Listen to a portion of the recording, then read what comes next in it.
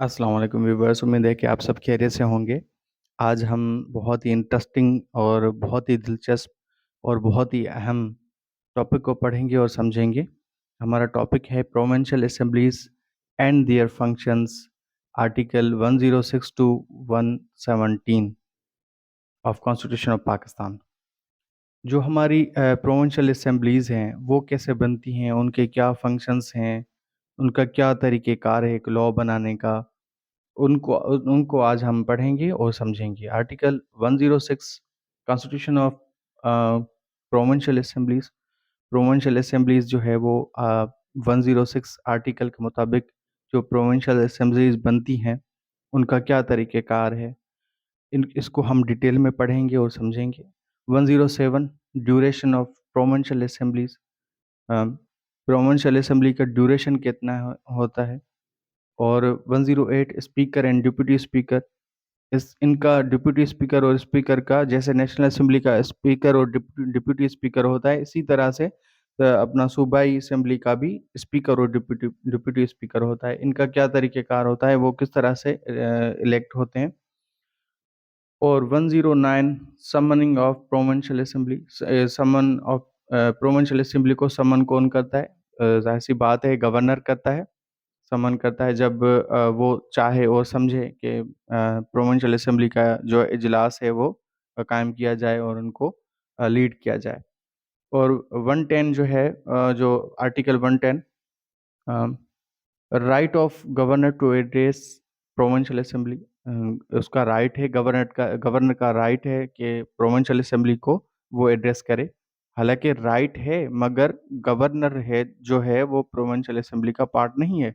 वो एक फेडरल का जो है वो पार्ट है, वो वफाक का पार्ट है, वो प्रोविंशियल गवर्नमेंट का या प्रोविंशियल असेंबली का पार्ट नहीं है, मगर फेडरल ने ये इख्तियारात गवर्नर को दिए हैं।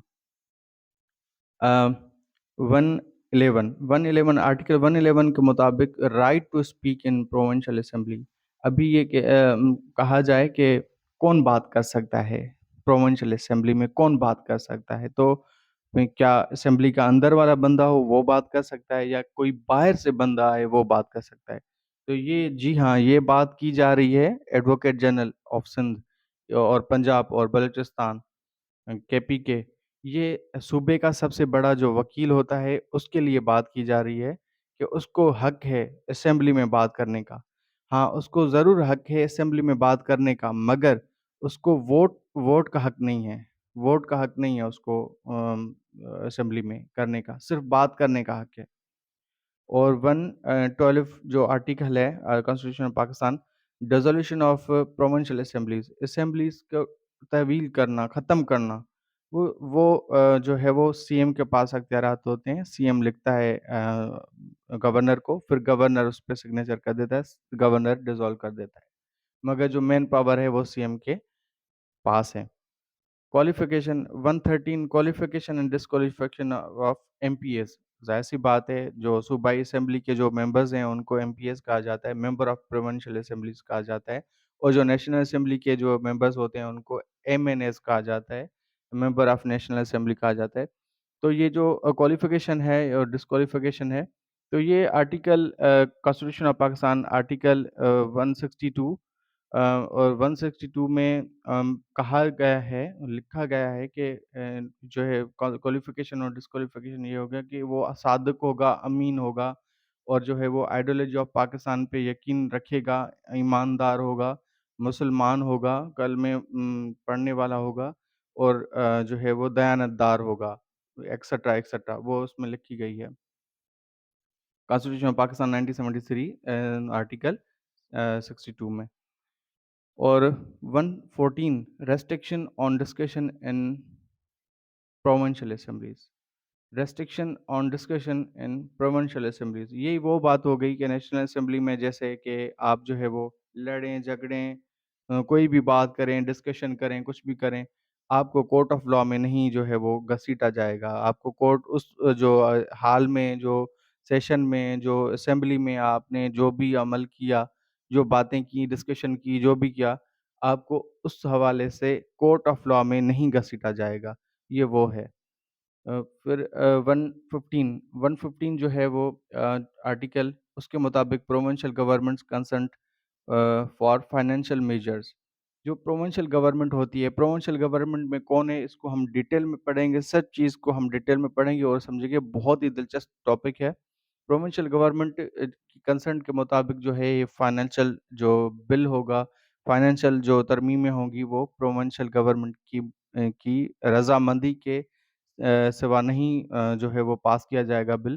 پروونشل گورنمنٹ اس کو آسنٹ دے گی. مطلب یہ ہے کہ اگر جو ہے دیکھیں کہ جو صوبائی وزیر ہوتے ہیں، جو وزیر اعلیٰ کے نیچے کام کرتے ہیں، اس کے کیبنٹ میں کام کرتے ہیں، تو جیسے کہ کوئی ایجوکیشن منسٹر ہو گیا، صوبائی ایجوکیشن منسٹر ہو گیا، کوئی فارسٹ منسٹر ہو گیا، کوئی جو ہے فائنانس منسٹر ہو گیا، کوئی جو ہے وہ ہیلتھ کا منسٹر ہو گیا. اس طرح سے جو بھی منسٹری ہے، وزیر اعلیٰ کے اندر جو صوبائی وزیر آتے ہیں، وہ ان کی جو پوری کیبنٹ بنی ہے، وزیر بنے ہوئے ہیں، تو ان کو وہ وزیر اعلیٰ جو ہے وہ ڈیل کرتا ہے.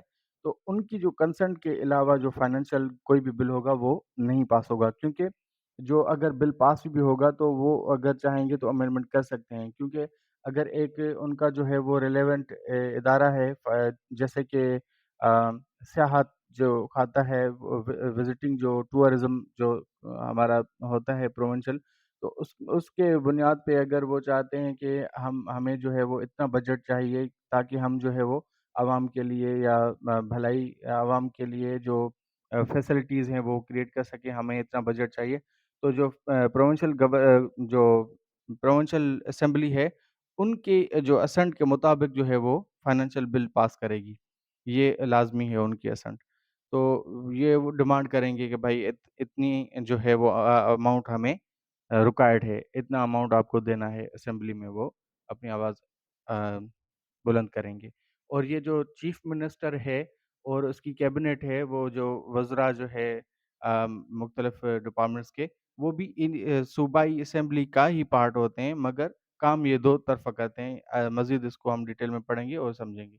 جو 116 ہے، article 116 of constitution of Pakistan, governor assent. Governor جو ہے وہ کسی بھی بل کو جو ہے وہ پاس کرنے کے لیے گورنمنٹ کو بھجوایا جاتا ہے، گورنر کو بھجوایا جاتا ہے. جیسے کہ ابھی آپ نے دیکھا ہوگا کہ جو گورنر سندھ ہے، اس کے پاس جو ہے ایک بل گیا تھا. گورنر سندھ کے پاس عمران تصوری صاحب کے پاس یہ بل گیا تھا کہ جو ریونیوز ایکٹ تھا، ریونیوز ایکٹ میں ترمیم کی گئی. کیونکہ بہت سارے جو لوگ تھے، غریب حضرات بیچارے، وہ آفیسز کا چکر کاٹتے تھے. اگر کوئی زمین اپنی بھیجتا تھا یا ٹرانسفر آف پراپرٹی کرواتا تھا، میوٹیشن کرواتا تھا، تو وہ اس کو بھاری رشوت دینی پڑتی تھی.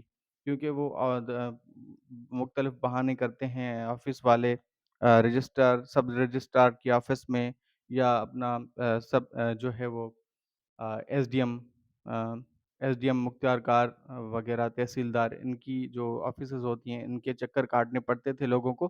تو ابھی کامران ٹسوری صاحب نے جو ہے، گورنر سندھ نے جو بل پاس کر دیا ہے کہ ابھی ایک آن لائن ایپ ہے، وہ رجسٹرڈ ہو گئی ہے. گھر بیٹھ کے جو ہے ہر بندہ اپنا رجسٹریشن کروا سکتا ہے، اور اس کو جو ہے وہ گورنمنٹ کے آفیسز میں اور گورنمنٹ کے آفیسر کے پاس دھکے کھانے کی کوئی ضرورت نہیں ہے.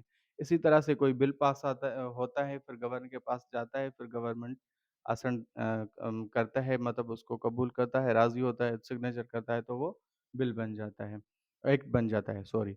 تو بل ناٹ یہ 117 ہے، بل ناٹ لیپس آن پیروگیشن ETC. یہ جو ہے، یہ اگر کوئی بل آ گیا کیونکہ اسمبلی روز کے بنیاد پہ تو نہیں بیٹھتی کسی سیشن میں، یا لیٹ سے کہ کوئی ایمرجنسی لگ گئی. جیسے کہ مثال لے لیں کہ کرونا وائرس آ گیا تھا، تو اسمبلی سیشن میں نہیں تھی. تو اگر کوئی بل آئے تو وہ لیپس نہیں ہوتا، وہ ختم نہیں ہوتا، وہ بل پڑا ہوتا ہے، وہ اس پہ قانون سازی ہوگی، مطلب اس پہ ڈبیٹ ڈسکشن یہ سارا معاملہ ہوگا، وہ لیپس نہیں ہوگا. اگر کوئی بل آیا اور کوئی ایمرجنسی لگ گئی تو یہ جو ممبرز جو ہیں وہ یہ نہیں کہہ سکتے کہ نہیں نہیں بس یہ بل نہیں بنے گا. وہ بنے گا، وہ اس پہ ڈسکشن ہوگی، اس کا رائٹ ہوگا، مگر یہ ہے کہ وہ ختم نہیں ہوگا. ہاں، ختم وہ تب ہوگا جب اسمبلی टूटेगी, डिसॉल्व होगी। तो उम्मीद है कि आपको ये बात समझ में आ गई होगी और फिर मैं थोड़ा बहुत रिपीट कर देता हूँ कि डिप्टी स्पीकर और स्पीकर को कौन सेलेक्ट करता है। ये नहीं कि अपने मेंबरान जो है वो सेलेक्ट करते हैं, क्योंकि जो फर्स्ट जो है पहली-पहली जो जैसे कि इलेक्शन जनरल इलेक्शंस